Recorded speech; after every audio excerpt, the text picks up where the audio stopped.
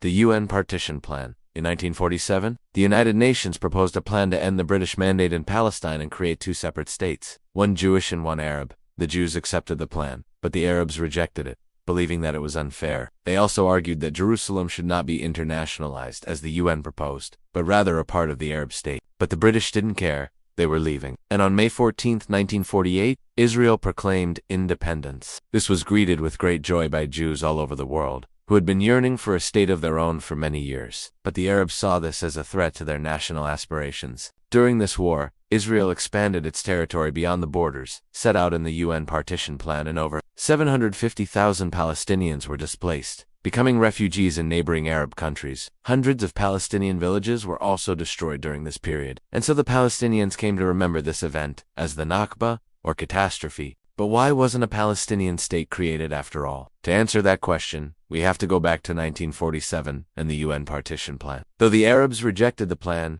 they never came up with an alternative one. And so when the British left, there was no one to replace them. Yes, the Arab states invaded in 1948, but they didn't establish a Palestinian government. Instead, they simply fought against the Israelis. And after the dust settled, Jordan annexed the West Bank and Egypt took control of Gaza. This meant that the Palestinians, who had hoped to create their own state, suddenly found themselves under the rule of two other states, neither of which was their own. There were some brief moments when this might have changed. After the 1967 war, for example, when Israel occupied the West Bank, many Palestinians hoped that this would be their chance to finally create a state. But these hopes were dashed when Israel refused to give up the territory. The same can be said of the Oslo Accords in the 1990s. These were a series of agreements between Israel and the PLO, the main Palestinian political organization. The PLO had originally called for a jihad against the Israelis, but by the 1990s, they had changed their tune. And in 1993, the leader of the PLO, Yasser Arafat, met with Israeli Prime Minister Yitzhak Rabin to sign a document known as the Declaration of Principles. This agreement set out a 5-year plan for the creation of a Palestinian state. But once again, the dream of a Palestinian state was dashed when the Israelis refused to withdraw from certain areas of the West Bank.